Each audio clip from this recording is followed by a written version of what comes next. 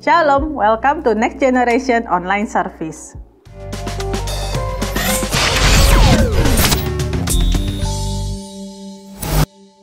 Ya, apa kabar teman-teman muda sekalian? Senang banget saya bisa ketemu lagi dan boleh sharing di sini. Nah, sebelum kita sharing, kita berdoa dulu yuk. Bapak yang baik, terima kasih kami mengucap syukur kalau kami boleh belajar bersama. Kami percaya semua karena anugerah dan kebaikan Tuhan saja. Tuhan bukakan hati kami untuk boleh menerima setiap kebenaran firman Tuhan. Dan bukan cuma sekedar kami tahu Tuhan, tapi kami mau melakukannya di dalam hidup kami. Dan kami semakin mengasihi Tuhan, berjalan semakin serupa dengan Kristus. Dalam nama Yesus Kristus kami berdoa dan bersyukur. Amin. Iya, apa kabarnya? Yuk kita mau sharing. Kali ini saya mau sharing tentang sesuatu yang saya dapatkan ketika saya sedang mempersiapkan materi untuk kids gitu ya. Dan ini sangat mengusik saya ketika saya baca. Nah, saya bacain dulu. Ayatnya ada di Markus 1 ayat 23 sampai 26, lalu dilanjut di 29 sampai dengan 34. Markus 1 ayat 23-nya, pada waktu itu di dalam rumah ibadat itu ada seorang yang kerasukan roh jahat. Orang itu berteriak, "Apa urusanmu dengan kami, hai Yesus orang Nazaret? Engkau datang hendak membinasakan kami. Aku tahu siapa engkau, yang kudus dari Allah." Tetapi Yesus menghardiknya, katanya, "Diam, keluarlah daripadanya." Roh jahat itu menggoncang-goncang orang itu dan sambil menjerit dengan suara nyaring ia keluar daripadanya. Mereka semua takjub sehingga mereka memperbincangkannya. Katanya, "Apa ini? Suatu ajaran baru." Ia berkata-kata dengan kuasa, roh-roh jahat pun diperintahnya dan mereka taat kepadanya. Lalu tersebarlah dengan cepat kabar tentang dia ke segala penjuru di Galilea. Sebenarnya sampai 26 aja ya. Yuk kita lanjut di 29-nya. Sekeluarnya dari rumah ibadat itu, Yesus dengan Yakobus dan Yohanes pergi ke rumah Simon dan Andreas. Ibu mertua Simon terbaring karena sakit demam. Mereka segera memberitahukan keadaannya kepada Yesus. Ia pergi ke tempat perempuan itu dan sambil memegang tangannya ia membangunkan dia, lalu lenyaplah demamnya. Kemudian perempuan itu melayani mereka. Menjelang malam sesudah matahari terbenam dibawalah kepada Yesus semua orang yang menderita sakit dan kerasukan setan. Maka berkerumunanlah seluruh penduduk kota itu di depan pintu. Ia menyembuhkan banyak orang yang menderita bermacam-macam penyakit dan mengusir banyak setan. Ia tidak memperbolehkan setan-setan itu berbicara sebab mereka mengenal dia. Apa sih yang mau saya sharingkan? Ini mengusik saya adalah ketika ada dua kejadian dan dua-duanya berhubungan dengan kerasukan roh. Yang pertama adalah satu orang di rumah ibadat kerasukan roh dan roh itu bicara, "Aku kenal kamu nih. Kamu yang kudus dari Allah." Lalu di ayat yang ke-34 ketika di rumahnya mertua Simon Petrus, setelah menyembuhkan mertuanya, orang-orang mulai tahu, wow, ada sesuatu yang dahsyat nih, ada orang yang dahsyat banget nih bisa menyembuhkan, mengusir roh. Dibawalah sama yang sakit-sakit itu, yang kerasukan roh itu kepada Tuhan Yesus. Dan di ending ayat yang ke-34, ia menyembuhkan banyak orang yang menderita bermacam-macam penyakit dan mengusir banyak setan. Ia tidak memperbolehkan setan-setan itu berbicara sebab mereka mengenal dia.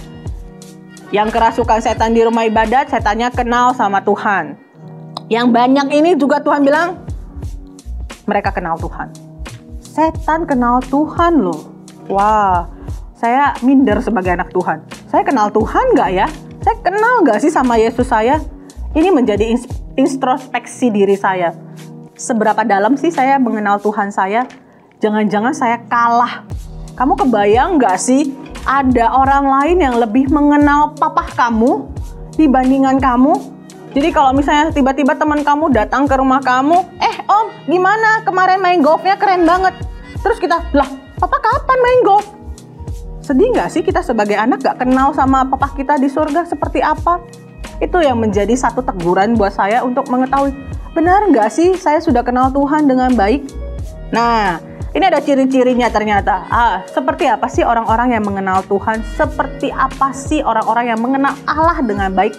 Jangan sampai kita kalah nih sama si iblis, sama si setan-setan yang diusir sama Tuhan Yesus.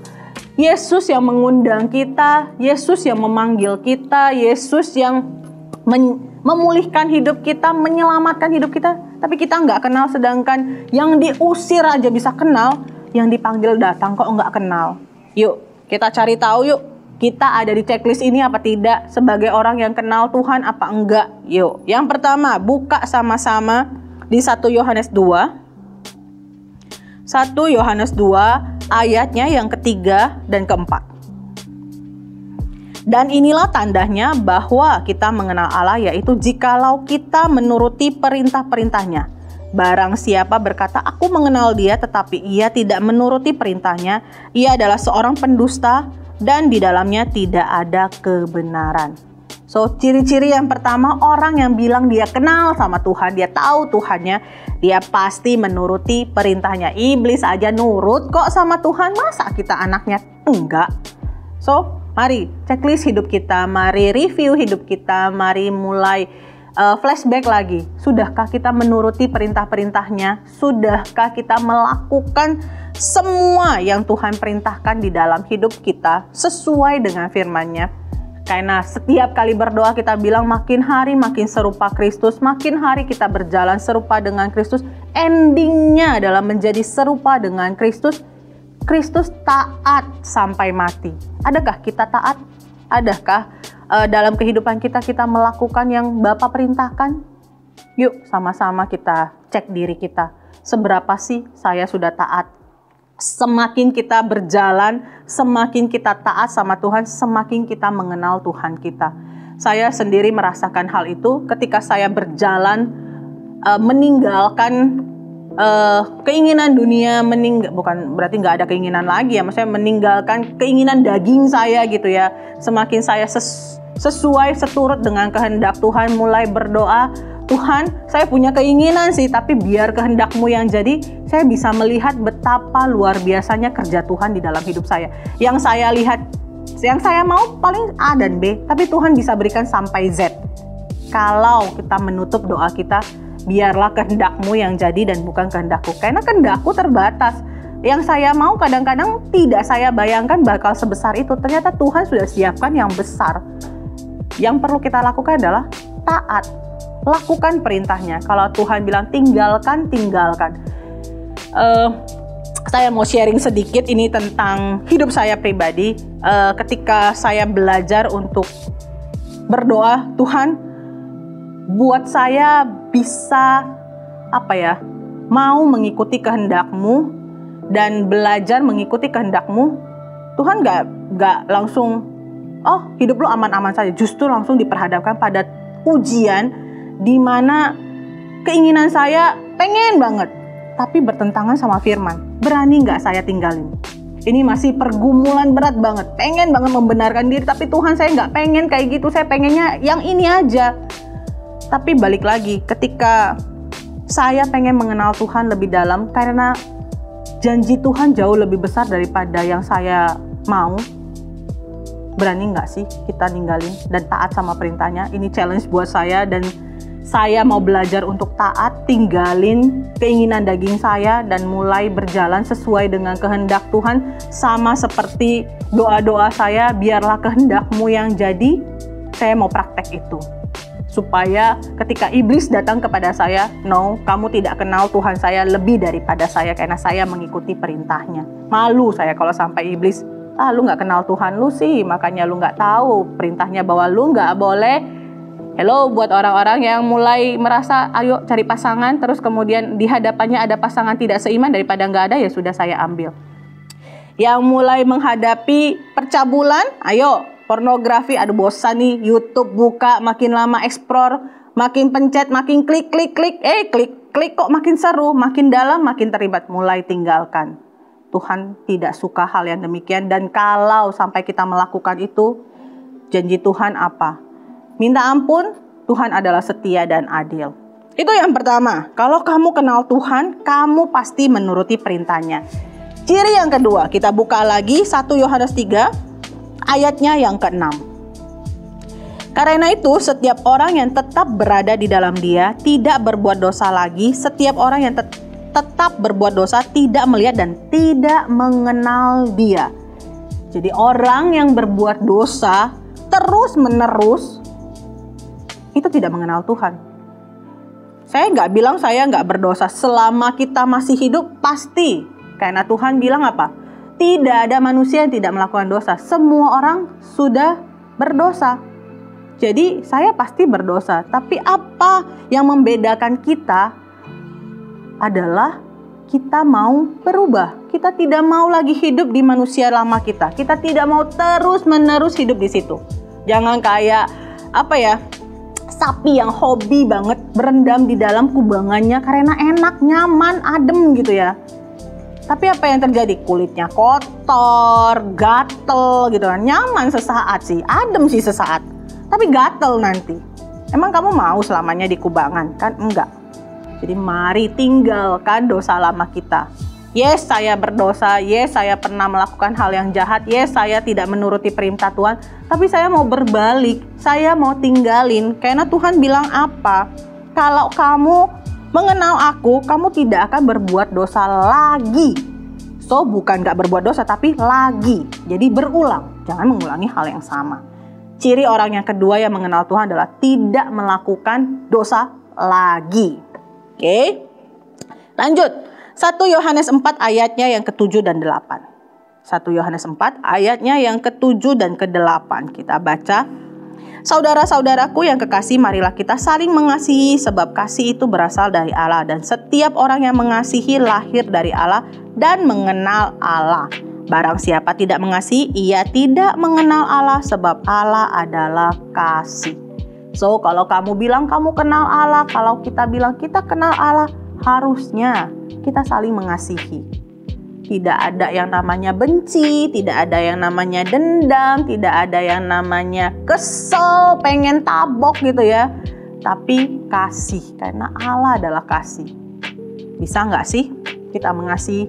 Berat sih. Waktu saya sharing ini, waktu saya menggali firman tentang kasih, ada hal-hal tertentu, bisalah mengasihi pasangan, bisalah mengasihi teman, bisalah mengasihi orang yang memberikan hal yang baik kepada saya. Tapi bagaimana ketika kita sudah diperhadapkan pada orang-orang yang nyebelin, orang-orang yang ngeselin, orang-orang yang mungkin dia tidak jahat, tapi dia mengganggu schedule kita.